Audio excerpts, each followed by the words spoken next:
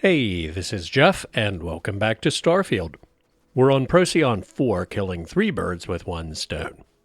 First, I said a while back that I didn't sell the Procyon III survey data to Phil Hill because Vladimir pays more for surveys, regardless of habitability, but I was apparently hallucinating because I didn't actually complete the survey when we went there to find the first temple.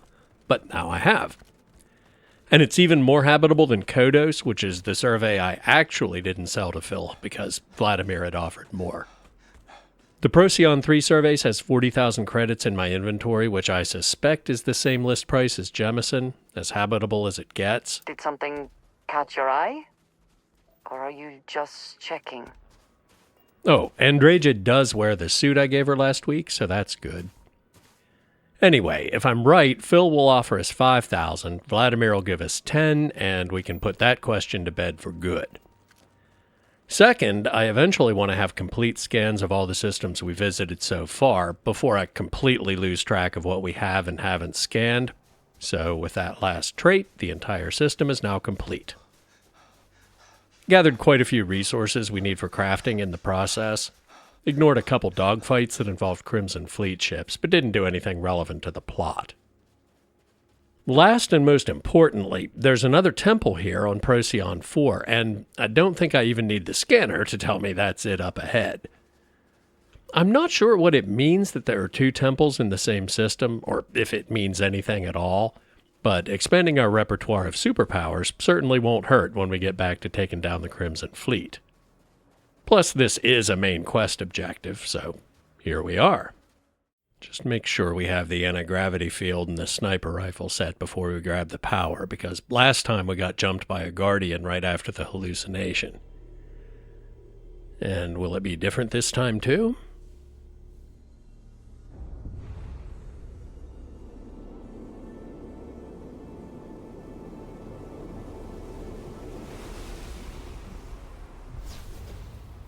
I think the symbols we saw halfway through the hallucination the previous times matched the symbols on the power menu for the powers we got, which would make sense. Can you imagine how long this has been here? Heads up, we might get jumped here. No? Yes, I think there's a guardian behind those rocks. Yeah, the gravity's pretty high here, but if we can get any high ground advantage at all, that'd be nice. Although, it doesn't look like they spotted us yet. Can we just fast travel back to the ship and not fight them? No sense wasting ammo if we don't have to. Yeah. We're out. Everything seems to be where we left it. I might regret this if we get attacked by a ship. But what's the new power? Grav Dash. Propel yourself forward and increase any damage you inflict. May be useful for getting through a timed door or something, but other than finishing off wounded enemies to save ammo, I've engaged in melee combat exactly once during this entire run. Now we have quests for 3 more temples, and they're all in systems I've previously visited. I think this one is Cheyenne, and we have a pretty good head start on surveying that. Yeah. That one's in Olympus, which we passed through at some point before we upgraded the grav drive, but we didn't scan anything there. Not too many planets. And the third one... Actually, where's the cruise ship? That's in Olympus too, right? No, it's in a system right next door. Is that a binary star or something? Anyway, the third one is in Volii, where I didn't get to scan anything because we got taken straight to jail when we showed up, and we left in a hurry because the starborn attacked when we reached orbit. As much as I'd love to visit Neon again, let's start with Cheyenne. Maybe stop in Aquila City while we're there and ask the Trackers Alliance what's up with that weird ancient currency we found in the lock. Or not. Oh yeah, that is on the other side of the settled systems from here. Alright, let's stop at the lodge, drop off some resources, maybe do some crafting. I'm sitting on 3 skill points after all that surveying, and despite being more about science and persuasion, there are enough situations we can't talk or think our way out of that we really can't afford to let that fall behind. Pistols are still my primary weapon, and the damage buff from the pistol certification scales better than shotgun or rifle certification, up to 50% at rank 3. If that's the game's way of letting handguns stay viable into the mid and late game, I'm on board with that. Weapon engineering isn't ready to rank up, but spacesuit design is, and better protection definitely wouldn't hurt. And I'm going to save the last point because by the time I do some research and tinkering, one or the other might be ready to rank up again. Unfortunately, there's a bit of a catch-22 at the moment. I have to make suit mods to rank up suit design, but the ones I actually want are locked behind research that requires rank 3. I guess I could buy a cheap suit and make mods I don't want just to rank up this skill, but right now I think I'm going to get back to collecting new powers and surveying the systems they're in. Well, actually, let's see if Vladimir's survey budget is respawned. Sell the ones we have, and he might have more money by the time we get back. Yep, he's offering 10 grand for Procyon III. I'm going to hang on to that and see what Phil will give us, but I bet it's 5. Right now, let's sell the cheapest ones first, just to keep the clutter down. What? Why is Cheyenne suddenly too far to jump? We haven't had to do a layover since we added Sarah to the crew. Please tell me they didn't finally get fed up and quit. I mean, her fuel economy buff is a great quality of life thing, but without Sam's piloting buff, we will die. And the same is probably true for Barrett's particle weapons buff. Well, not to mention his repair speed buff. I'm pretty sure that's saved us from blowing up at least once, maybe twice. Does Sarah's buff not apply if we're not actually on the ship with her? Okay, now that we're on the ship with her, we can fly there nonstop. Kind of weird because fast travel doesn't mean we're teleporting there, it just lets you skip a few steps. So it seems like your crew's buffs should still apply, but clearly they don't. Well, there go their shields. Whoops. Nope. I'm literally gun-shy after the friendly fire incident that pissed them off in the first place, so I'm not getting involved in any fights already in progress. Let's jump out of here and regroup. The Stroud-Eklund Star Yard should be safe. Then we can jump back to a different planet, do some surveying while we wait for that to play out. We've already surveyed 3 or 4 worlds in Cheyenne, so we have a good head start there anyway. Rank 2 of astrophysics works about like you'd expect it to, by the way. From the system map, any world you click now has the option to scan it, even though you're not in orbit. It does zoom into that world, but it doesn't actually take you there, so we can get a good idea which ones are going to be easy and which ones will be a pain in the ass. And Skink, our actual quest target, looks somewhere in between. Lots of resources and 3 traits, but no life. Washaki and Smet are already surveyed because there was a temple on Washaki. The second one we found, first one with a guardian. Baran looks super easy. 2 resources, no traits, no life. I'm such an idiot. I still have that skill point that I couldn't spend on suit design. If I'd ranked up astrophysics before I started this, all these would have been counting toward rank 4. Well, better late than never, I guess. Alright, scans are all done, so we'll start the actual surveying with the innermost moon of the outermost planet. Planet itself didn't need surveyed because it's a gas giant. You can't land on those. You won't last long. Oh good. Trouble here too. And the hull's already damaged because repairing at a spaceport is cheaper than using chip parts, but, you know, that's fine unless you forget to do that, which I did. This is Mathis. Mathis Castillo. Remember me? I swore to you that I'd hunt you. What have we here? Mathis. I did say the game probably flagged him as essential so he could return to ambush us at the worst possible time. Well, never fight an enemy on their own terms. Disengage, get the ship in tip-top condition, and if he's still here when we get back, then we kill the jackass. Alright, let's see how they do without the element of surprise. Take them apart. I only see one hostile. Aw, Mathis, did your friends get tired of waiting? What am I saying? He doesn't have any friends.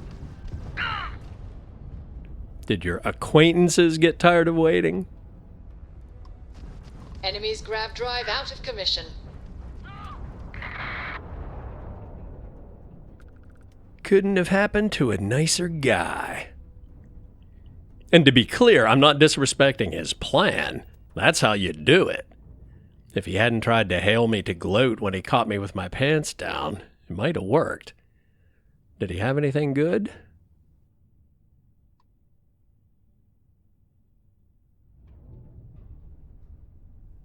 Uncommon crafting supplies and ship parts. I'll take it. So, there appears to be a gravitational anomaly on Aquila. Not sure what this is supposed to be a part of or where the rest of it is. Gravity is super high here. Maybe an airlock module for a ship or something? Access. Well, there's a foundation over there. Maybe it's for a building. If so, the procedurally generated surface map seems to have gotten a bit confused. Anyway, back to surveying. It looks like there's a gravitational anomaly directly between here and the temple. I don't know what I was thinking when I said I had a good head start on Cheyenne. 4 worlds would be a good head start on a system that has 10, but Cheyenne's got more stuff than Sol. 9 planets, I lost count of the moons, multiple worlds with life, some of them with 15 or 20 species scattered across multiple biomes, and Aquila was a nightmare. 3 nasty carnivores, a fish species you have to scan from the shore because the seawater is toxic, and the super high gravity means you can't boost very high to spot anything, and you can only sprint 10 feet. Oh, I'm not sure exactly when I figured this out or if I mentioned it at the time, but the rate your oxygen meter goes down when you sprint varies with gravity, which is a nice touch, not complaining, but it does make exploring places like Aquila really slow going. I know I mentioned being able to sprint for a ridiculous distance because of my backpack's oxygen buff, and that's true on worlds with low gravity. Aquila, not so much. But as soon as we scan this gravitational anomaly, the whole Cheyenne system should be 100% complete. All right, on to the temple. Oh, there's probably calamite around the anomaly. Grab that, then onto the temple. There it is. Looks like it's roughly the same layout. Might be a bit more rubble.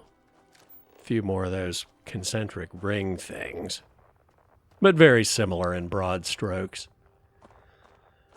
I've been trying to detect some pattern in the planets they're on, and some things are already ruled out. They've had a wide variety of environmental conditions, some too hot for human life, some too cold, some just right, and vastly different atmospheres. We've had methane, nitrogen, CO2. The only one with breathable air was Procyon IV. As for similarities, while the sample size is too small to draw any firm conclusions, we've found 2 temples per system so far, Procyon III and IV, and Washaki and Skink. Maybe that's a coincidence, maybe not. 3 out of the 4 had higher than standard gravity, including here, the only exception being Washaki, and the gravity there wasn't super low. I think it was 3/4 standard or something. Again, too early to say if that means anything. But one that has been This consistent. is what Constellation has been for. This place, Starborn. All of it. And this is almost certainly significant. The atmosphere and temperature inside the temples themselves has always been compatible enough with human life to let you take your helmet off, which suggests that whoever built them has similar environmental requirements. The so-called guardians certainly look and sound human, or at least humanoid. The two we've seen had full face masks, so they may or may not have anything to do with whoever built the temples. Maybe they're the builders, or their descendants, or maybe they're just squatters. The fact that they don't try to stop us before we find an artifact or a temple, they only jump us after we've done all the hard work, kind of suggests the latter. I haven't seen that before. The gravitational anomaly sucked up a tree root or something. In fact, maybe not even squatters, but raiders. Like I said the first time we ran into one on the ground, we're Indiana Jones and they're Belloc. And sadly, it looks like it has nothing to do with the Crimson Fleet or Jasper Cricks, but I never really put much weight on that idea anyway. And the top of this one is a lot more uneven than the first three, which could be good or bad. Good because it might confuse AI pathfinding. Bad because the first Guardian was really good at using cover, and it's going to compromise my own mobility too. Of course, there's no guarantee the game is going to put us up here after the hallucination. We've come out on top twice, and the ground outside twice. Perhaps not the wisest decision. Yeah, on high gravity worlds you can boost high enough that coming back down hurts if you don't boost again before you land. Doesn't look like it really did any damage, though. What's this? Just some more gravitational architecture from the look of it.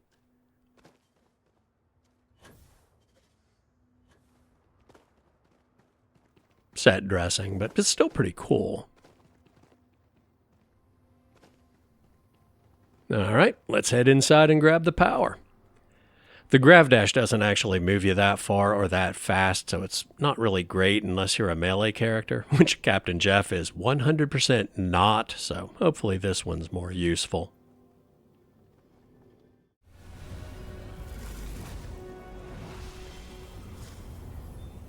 Definitely a new symbol. I do not think I could tire of seeing these magnificent structures. No ambush? Yes, there is. Get down! Grenade. Probably want the sniper rifle, not the shotgun. Don't see it. Is Andreja already down? So much for the new suit I gave her.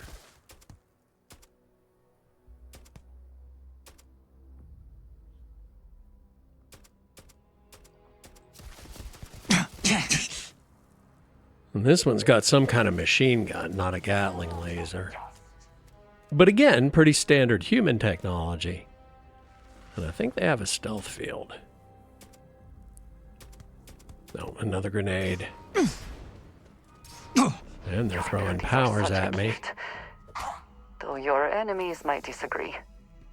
Not quite sure what he hit me with. The light of the stars.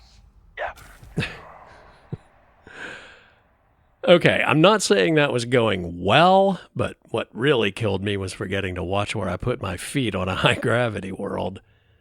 All right, let's try that again. These ruins have so much to tell us. But still, there are so many questions. I don't really want to cede the high ground, but I'm not letting the enemy dictate the terms of the engagement. Especially if they have a stealth field and can come out of nowhere. Perfect world, we can circle around the perimeter and get back up top, get the drop on them. Maybe even reverse the high ground advantage if they come down here to find us. The flashlight isn't really helping. Don't see them, but it's dark and they have a stealth field. I'm not gonna see them. But if we're lucky, they'll show up on the compass. Does this rock formation go all the way up? Maybe not.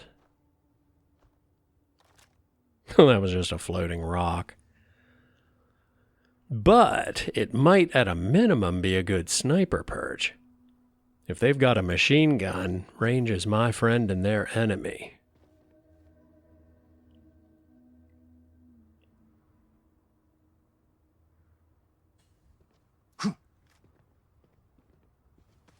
I can't boost because I can't jump. There we go. Actually, I think we probably could make it over there. Of course, if they don't show up on the compass and they have detect life or really good perception, I'm a sitting duck up here. Yeah, I think I'm going to head back for the top of the temple. I think we can make that.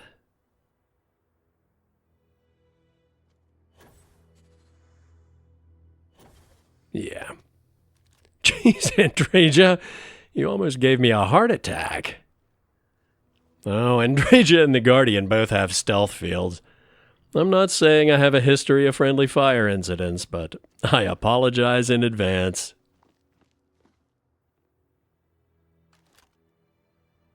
You know, I've purposely been running Captain Jeff contrary to my typical stealth build strategy in most games.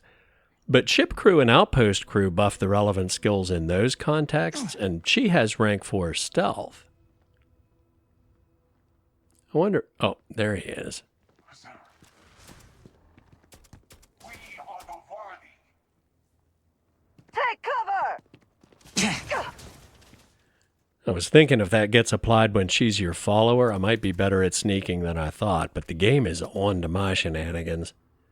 Grenades provide a very nice counter to using cover. Come back, you Take coward! the artifacts. Bring it! Damn it. Infinity closes. I wonder if they have infinite grenades or if they'll eventually run out.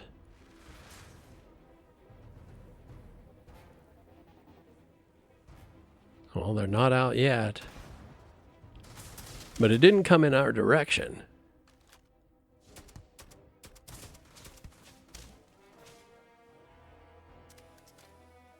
Take your best shot! Blitz them. Oh, I think I still have Grav Dash active, and I definitely don't want to charge him. Anti-gravity field worked pretty well against the last one.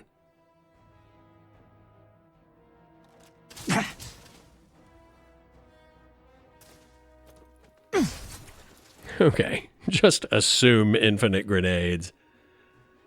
Go back around and hit him from the other side.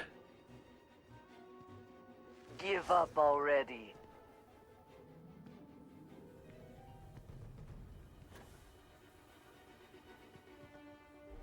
I think we might be playing Ring Around the Rosie.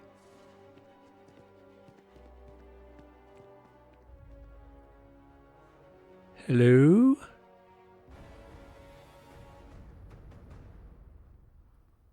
Time is on our side in this little game. Gone. Interesting. Your abilities are such a gift. Though your enemies might disagree.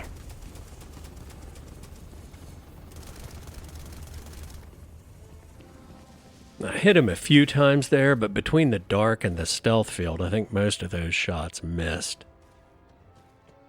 That said, the fact that they're using my own tactics against me, maybe the best bet is to get up close and personal.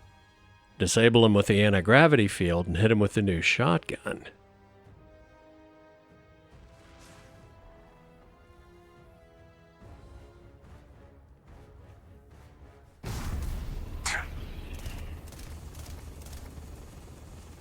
If I could see what's going on.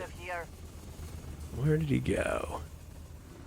And how long is the cooldown on the anti-gravity field?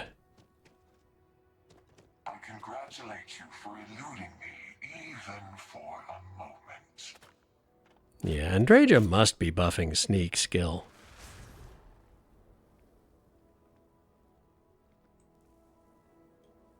Your gambit fails. Is that the best you can do? Embrace death. Curse you! Sorry about that, Andreja. Thought you were the Guardian.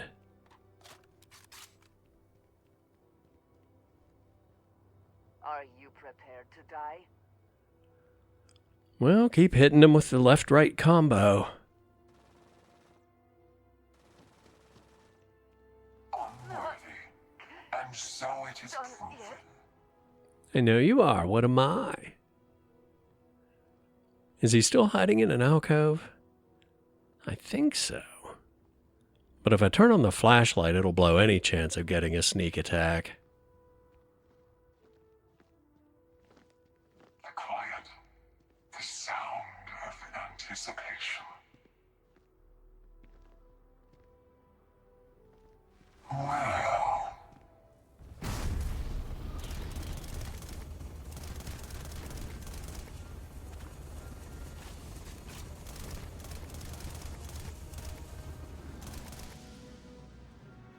Well, I didn't get the sneak attack, but I think he might be on his last health bar, so we'll call that a win. You died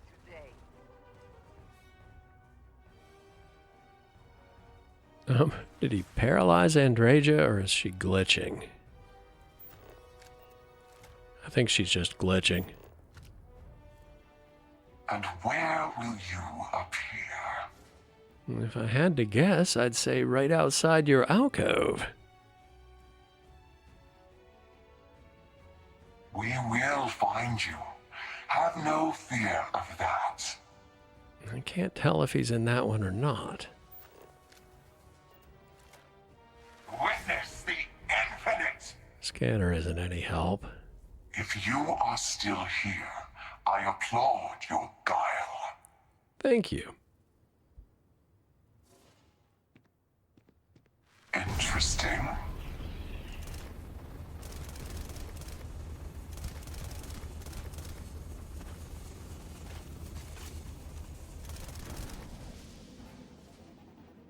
Well, Vladimir said their tech doesn't show up on scanners. He was talking about their ships, but apparently the same is true for their armor. I will have your head. And he's definitely down to his last health bar this time. Rinse and repeat, don't get cocky, and we should have this. Pray we do not catch you. You know, I think Andreja and the Guardian might both be glitched. Not gonna look a gift horse in the mouth. We will find you. Have no fear of that. There!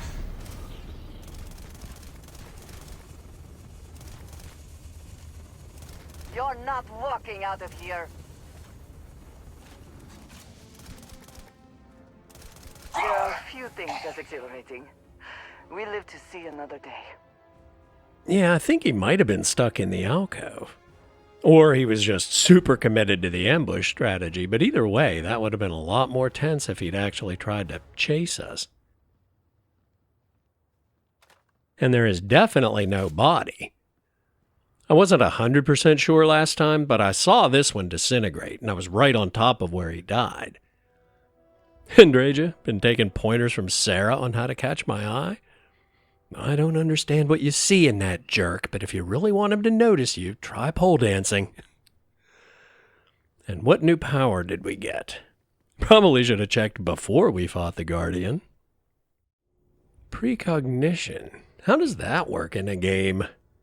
Bend time and glimpse the future, seeing the path someone will walk and the words they may say. Oh, does it like highlight the AI's patrol routes? That could be pretty handy. Compensate somewhat for my utter lack of stealth skill. Especially for the Crimson Fleet missions if I don't take Andreja along. And if words they may say means it'll highlight which persuasion options will pass and which ones will fail, that could be a game changer. Maybe that's why we only have a 50-50 shot at easy checks even with rank 2. Like they intentionally made persuasion skill a bit weak so this power would seem really impressive? Don't know, but again, might come in extremely handy during the fleet missions. Alright, a little bit of housekeeping before we get on with collecting new powers. We are fortunate that Walter has used his considerable funds to maintain the lodge, are we not? Indeed. Less fortunate that I left all the resources on the ship. Be right back. Okay, so I was fooling around with the old Constellation suit and helmet Sarah gave me, just throwing random mods on them to make progress toward ranking up suit design. And I realized I now have everything I need for gravitic composites. I was excited about finding a microsecond regulator at the lock, but I couldn't remember what it was for, and this is it. Reduced detection chance would be awesome, so that's going on the helmet I actually wear. Personally, I like extra room at the joints for increased range of movement. Seems reasonable, but yours is as good as I can make it until we rank up suit design. Now, the real question is that a purely passive effect that messes with enemy scanners because of the calamite, or does it actually create a stealth field? Because if I can't see the sights on my weapon, it's coming right back off. But it looks like it does not, so that's a keeper. Oh, just a little quality of life thing I changed. I had been keeping a useful amount of every crafting resource we had on the ship and storing the excess in the crate by the research station, so I just moved everything to the crate. I take all when I'm working, but the workstations are so close together it doesn't matter that I'm massively over-encumbered. Boost pack training is ready, so we're having that. We're obviously taking suit design, which was the whole point of that suit modding exercise. And that gives us enough points in science overall to take planetary habitation. And the chronic titanium shortage will be a thing of the past. We'll have to do a bit of crew shuffling to get Heller over to Cheyenne. I could place the beacon, build a crew station, and assign him to it, but I can't build a titanium extractor until he shows up, and I don't know how long that would take. So if we pick him up on the way, it might save us a trip. We might be able to build it as soon as he's assigned, but better safe than sorry. I think you may be trying to take a little too much on. Literally. Yes, I know, but once I research Suit Mods 3, I'll be able to craft enhanced shielding for our suits, and I don't want to have to go in and out of the menu to pick up the required items from the crate. Hydrocarbons in abundance. Let us see how they have arranged themselves. Was that a highly obfuscated euphemism for I hope we don't walk in on Lynn and Heller banging? Hey, it's always a good day when you come around. Yeah, for me too. Hey, how are you? I'm good. Ready to set up a mining outpost on that titanium moon? You can count on me. I know. Hello. I'll be back as soon as we're set up, Andreja. In range of titanium, tungsten, and lead. Perfect. You've got to be kidding me. All of my resources are in the crate back on Jemison. Brilliant. Okay, if anybody asks, we were just here so you could make the final go, no-go decision on the site and give me a parts list before we build anything. Going back to get what we actually need to build it was the plan all along. Got it? Not sure why we can't put it there, so I guess we'll put it on that side. I'm not sure why an airlock is the only option. I mean, here it makes sense, but it seems like we could have had a normal door on Jemison, but that's not an option. And that puts the beacon inconveniently close to the stairs, so let's move that. Next to the beacon itself, the second most important thing is a crew station. Without one of these, you can't assign crew to the outpost. And hold on, there was a suggestion in the comments way back when I set up the outpost on Jemison about a setting to change structure rotation speed. The default is 5, and I cut that in half, but I guess it needs to be even lower if you want stuff in the interiors to look tidy. Some structures automatically snap together, like habitat modules or racks of storage units, but I don't want desks and beds to be all cockeyed. Hey, I'm genuinely not trying to be a comedian, Heller, but I really thought I brought enough resources for 2 beds and some chairs, but apparently I miscalculated. You okay sharing a bunk with Lynn? I guess the real question is, will she be okay sharing a bunk with you?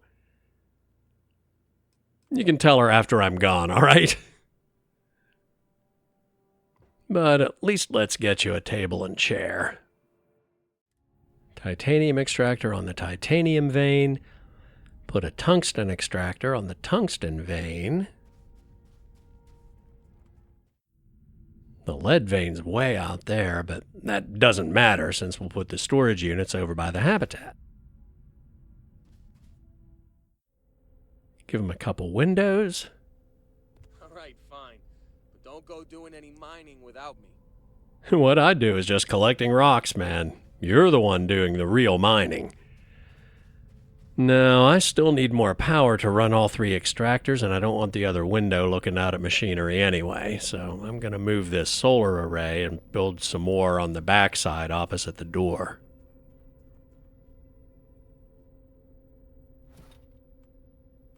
If I can get it placed.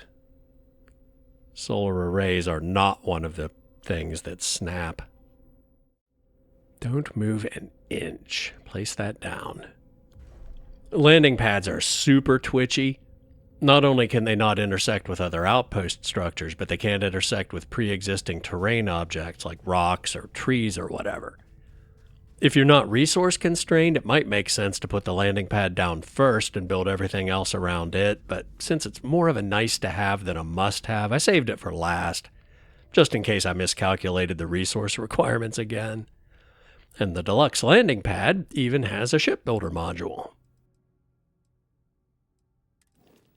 What? Well, this isn't what I thought I was doing, but explore planets with a vehicle. Your purchase will unlock access to your own vehicle hangar and automatically equip your ship with the Rev 8. I mean, I've seen vehicles on loading screens, but I didn't realize this is how you got one. $25K is a lot of money, but hell yeah. Yes, I'm from West Virginia, but I have never said yeehaw unironically, and I don't plan to start now. But if I did, this is 100% a situation in which I would say it.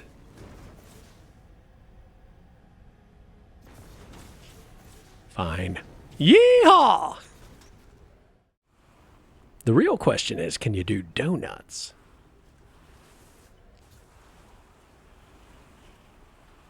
Yes, you can.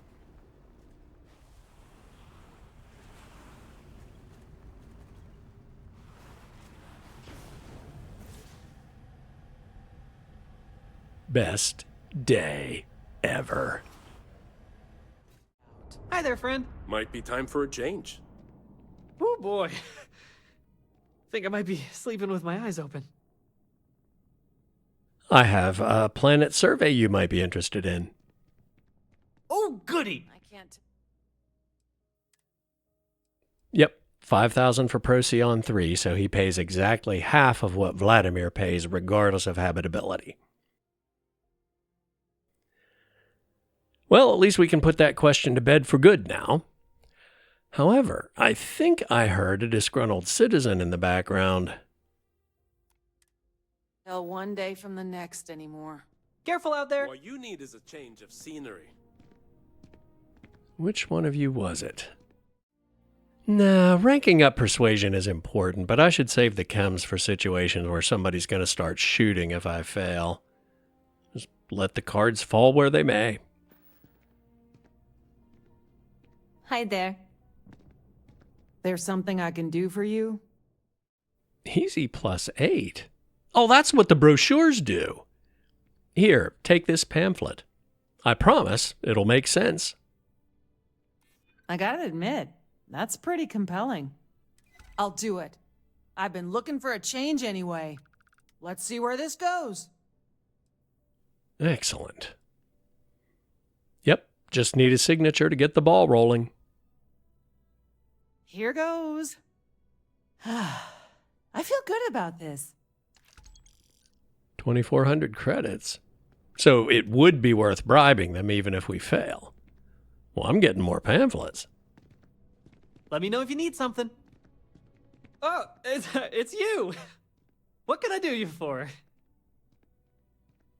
I'll take some more of those top-of-the-list pamphlets. They really do work. My pleasure. The pleasure is all mine, Phil. See ya.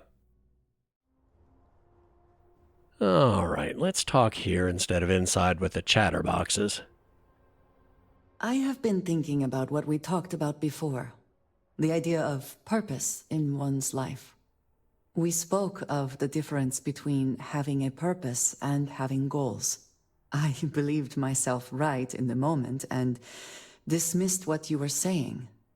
But thinking more, perhaps I have been arrogant to assume I am right. I have been single-minded in my pursuits. I have always believed the decisions I made were necessary, that there was no other option. I have sacrificed much to be where I am now. And I'm starting to wonder if it has been worth it. Oh, jeez. Another deep question where all the answers have some merit, but none of them are exactly what I'd say. There's no way to change the past probably comes closest, except the it doesn't matter part. Regret is pointless, but learning from what you did wrong so you can do better the next time isn't pointless. It's the entire point. Why have you gone quiet? Well, because it's an important question and I'm thinking. Well, maybe this is closer. If it got you here, it was right. Thank you. I have always believed, no, hoped that is true. I have told you that I am not one to discuss my past. And yet... And again, we all have regrets. Our past shouldn't define us, and I can't guarantee I won't hold it against her. Look, you don't have to talk about it if you don't want to. Thank you. I appreciate the reassurance, but I would like to try. I promised to provide for my family. That meant working with smugglers to procure supplies we could not acquire any other way. I have spent my adult life away from my home, jumping from one planet to the next, living in dangerous conditions, often surrounded by violence. Kind of getting a Veronica vibe there. Like her family isn't necessarily her literal family, but an organization or a culture. I don't want to be dismissive, and her family might have had good reason for sending her, but it's clearly taken a toll on you. It certainly influenced the way I see the universe. I was convinced from the beginning that it was unwise to let anyone get too close. I had, maybe not quite friends, but people I cared about. Yet there was always a distance I could not reach across. I often find other people complicated and confusing. It seemed easier to not become attached, especially when circumstances meant I might never see them again, with no warning. And another one. Even apex predators have some social engagement, even if it's just for breeding. But we're social creatures as a go-to justification for authoritarianism. I guess to some degree, what and how matter more than who when it comes to social interactions.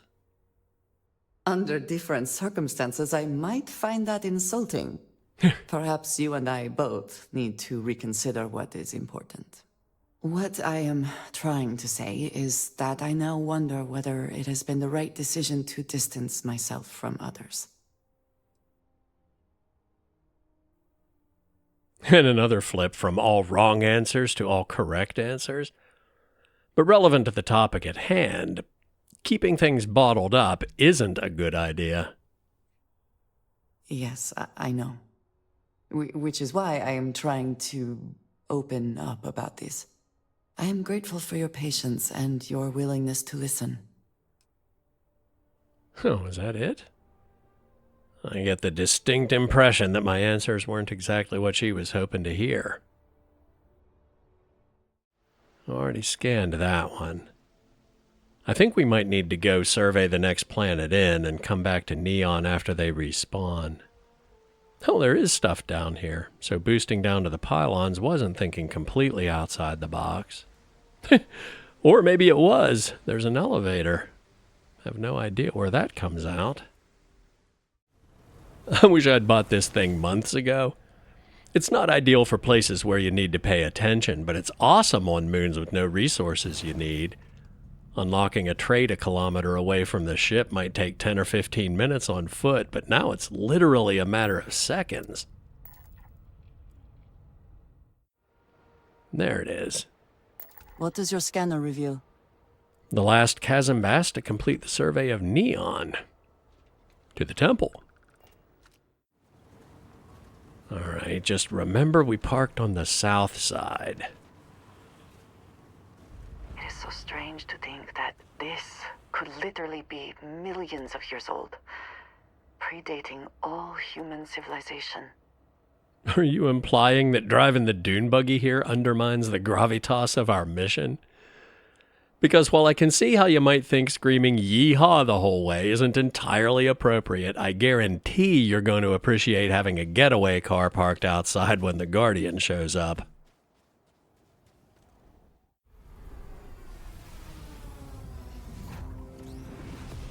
Yeah, it's not just the symbol that's different each time. I do not think I could tire of seeing these magnificent structures. Me neither, but I am tired of Guardians jumping us. Let's scoot. Gravity wave. Emit a gravitational force strong enough to propel almost anything or anyone. Okay, there's Fusro Da.